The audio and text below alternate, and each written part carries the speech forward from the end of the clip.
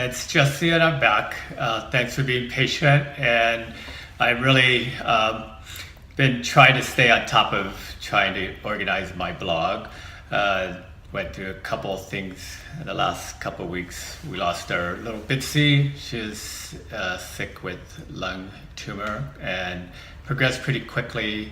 And we lost her a week ago Sunday, which was the 23rd of January. Anyway, grieving is part of the process to healing, and there's energy around that. If you don't allow yourself to grieve, that will actually fester in your body and make you sick. So it's nice to just realize there's a gift in the life that we had with our little dog, and it really hit us hard, harder than I would have imagined, but she was a part of our life for 8.5 years, and she is truly a special gift, furry love, and we miss her, and we're grateful to have had her in our life. So with that being said, I guess it's kind of a good segue into the whole idea of healing and spiritual bodybuilding, which is really a visualization practice. You can follow it with a religious idea, but it's really a spiritual idea of connecting to that innate feeling inside of us all that there's something greater than our physical presence, things that you can't see.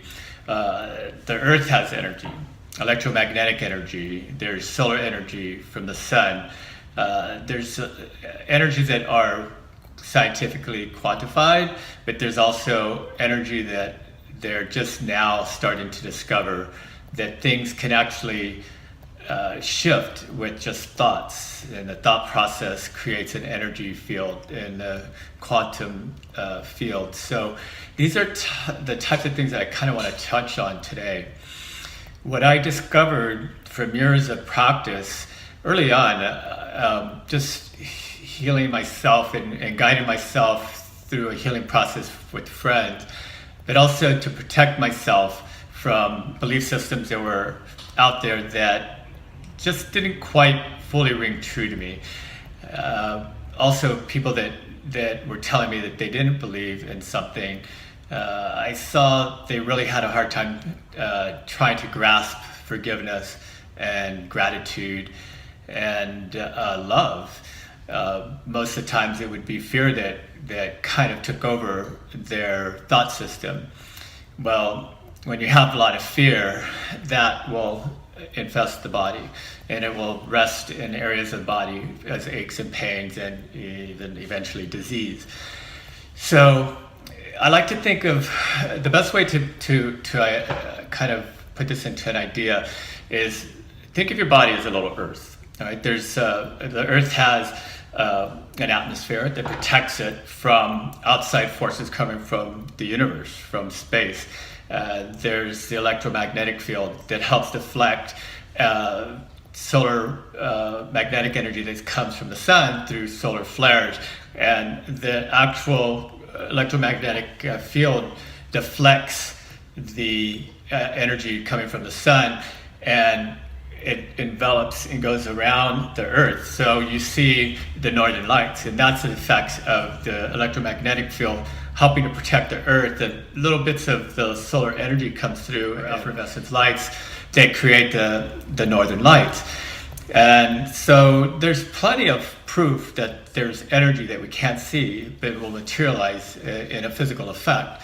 So what I started to do when I saw friends that were dying of AIDS, I realized that they had mindsets that I believe contributed to how fast they passed on.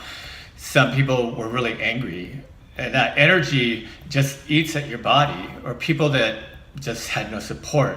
You know, they say distance or remote praying helps people to heal, and also to lessen the effects of an illness, or perhaps maybe even brings more comfort to that person if you're sending positive energy. A lot of times, like what I was going through in the summer, I got that staph infection in my blood, and I landed on my heart valve. When I had my first heart surgery in 2008, I had my aortic valve replaced and an aortic root aneurysm repaired, and it was a genetic disorder. It's like you have 3 flaps to your heart valve, and when I was born, 2 of them didn't separate. So over time, they just weakened, and more blood got into the heart and would fill up and then all of a sudden rush out, and that created an aneurysm. And so what happens with your body, just focusing on ways to heal it. So when I had the staph, it came out of nowhere, and it landed on my heart valve. So it was out of my control of how it even got in my body. We don't know, but I was determined that I was not going to go through the worst case scenario with this illness. And so I started using the mantra that I used years ago to help my immune system. And it was found in a book called God's Creative Powers, or God's Creative Words for Healing. And in that book was a passage for the immune system. And the passage went something like this. My immune system grows stronger day by day. I breathe life into my immune system. I refuse confusion in my immune system. The same power that raised Christ from the dead dwells in my body, quickening my immune system, which guards and protects the life and health of my body with the words and knowledge and wisdom of God. And I kept saying this. My immune system grows stronger day by day. I breathe life into my immune system. I refuse confusion in my immune system. The same spirit that raised Christ from the dead dwells in my body, quickening my immune system with the words and knowledge of God, which guards and protects the life and health of my body. And I just kept saying it. And all of a sudden, I just felt this energy go through the top of my head to the bottom of my feet, bouncing really fast out the top of my head. And I just caught my breath because I could feel my whole body expand. And I just started crying because it was like a spark of life. And a voice said to me in my head, it said, "Hang on, we need you here." I don't listen, I don't hear voices in my head, but it was so clear and so strong, and I just started crying. And my brother and sister were watching across at the foot of my bed in the hospital at the time, and their eyes just got really big, and they said, "What just happened?" And the voice said, "It's gonna take time, hang on." And again, I was just crying, and I told my brother and sister, "I'm gonna be okay." And I was hospitalized. I had 105 temperature, but they couldn't find anything wrong with me. They couldn't find anything clinically wrong, except I had nothing in the normal range of body chemistry. Everything was either really high or really low. So the doctors were just gonna send me home to die, even with 102 temperature. So I just knew I was going to be okay, but I knew I had a choice of whether I was going to live or I could die. And I felt like just letting go because it was a choice. And I couldn't break the fever, and I wasn't well. I had chronic diarrhea. I was down to 135 pounds. And there was really no other hope except to know that experience I had with that energy that came through my body and expanded it beyond my physical body, and the voice saying to hang on, I knew it was up to me, that I had to make the choice of whether I was going to live or die. I was staying at my mom's house in her living room in a hospital bed, and what happened was I would just sweat, had night sweats, fevers. I couldn't even get out of bed to use the bathroom, so I would just have a Chuck's pad on my hospital bed, and I mean, I was just like, if I could get out just to do a little bit of walking, but it was not happening.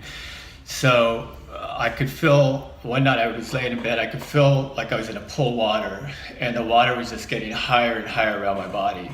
And as it was approaching my nose, I just held my arm up, and I could feel like another arm grab me and pull me and hold me up. And all it said is, hang on. And I was just crying, and I did. I knew I had to hang on, but it took all the energy and strength that I had to do it. So when I was in the hospital this summer, I just used the same thought process and just seeing the infection being eaten by my white blood cells. If you get a chance to look at white blood cells attacking staph bacteria, it's pretty amazing. Your body is pretty amazing. Whatever created us, the special power that created the whole universe and the flowers, the trees, everything, it's pretty remarkable. And so changing your view on how you view your body, and that it's not just physical, but it's also energy, having the positive thoughts and the power to do some homework and research if you're dealing with any kind of physical ailment, and see how your body repairs itself, what the mechanisms are in your cells and your blood that help to repair your body. It works. Trust me, it works. But you have to believe. You have to believe it right in your heart, down into your soul. Your soul would reside maybe in your stomach, and just feel it engulfing your entire body, every single cell of your body. When you breathe in, breathe energy into the top of your head, taking breaths, and just let it fill your entire body. Feel it going all the way down through your torso, down to your legs, out of your feet to the earth, and kind of connect a ribbon of energy going from the universe through your head, down your spine, through your legs, down to the earth, wrapping itself up at the core of the earth, and get a constant flow of energy, bringing positive healing energy in and exhaling all the negative, all the pains, all the aches, all the disease out of your feet, and let it wrap around the earth. When it hits the earth, see it kind of bursting into flames as it hits the core of the earth. So again, everything is energy. If you look at your hand through a microscope, you can see the skin cells a little bit clearer. If you get into a stronger microscope, you can go into and see the cells. You go in atomic microscope, and you go down, you can see atoms. It's nothing but energy. Anything that ever is in the world, it's just energy. The reason you can see some things in a physical plane is because they're moving a lot slower. But as things move faster, your naked eye can't register it, but it's there. So start to see things a little differently. If you just use your breath and place your feet on the floor, I mentioned this in the last video. Take a breath, and as you breathe, just let it expand your whole body, not just your physical body, but energy body. Imagine energy field around your body, like the atmosphere of the earth, but around your body, kind of like a cocoon of energy. And as you breathe in, envision that cocoon kind of vibrating and glowing a little bit and expanding. As you exhale, just let it breathe with your body, keeping a nice even sheath around your body, around your head, around your chest, your hips, your waist, your legs, all the way down to your feet and underneath your feet. So a whole cocoon around your body. And just practice this breaths. And I'll expand more on this in the next video. But I just wanted to give you really a quick overview, but also something in depth that really helped me to create this method of visualization, and really making it a ritual. Bring your spirit into it and just let it move you. And just as you breathe, expand yourself. As you exhale, connect to the earth, and just feel that energy going through your head, down your spine, through your body, through the earth, and just connect it. And just have gratitude to it every single breath. That changes the energy field of your entire being to bring healing energy into your body.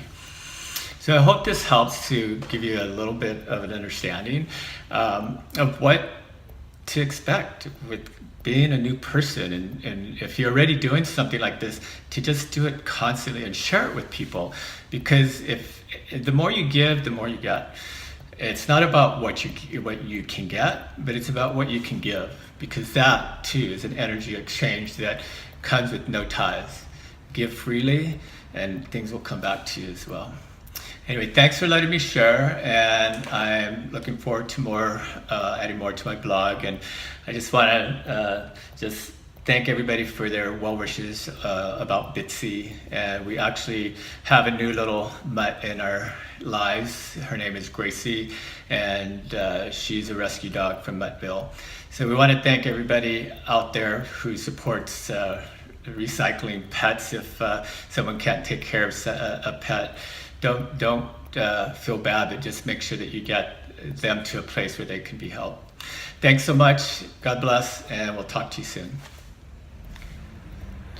So I wanted to give some references that you could check out for covering some of the stuff we went into today. One of the books that's great, and also see it on YouTube video, it's called The Hidden Messages in Water, and it's by Masaru Emoto. Great book on how thoughts can affect the molecules and ice crystals in water. Very powerful. Also, Molecules of Emotion by Candace Pert. She's a biochemist, biochemical engineer who discovered the receptor molecules, and really she saw that our emotions really change the receptiveness of our cells in our body. And also God's creative power for healing, and that's by Charles Capp.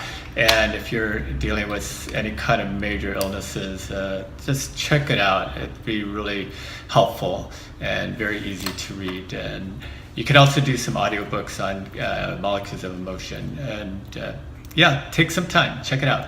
All right, take care. God bless.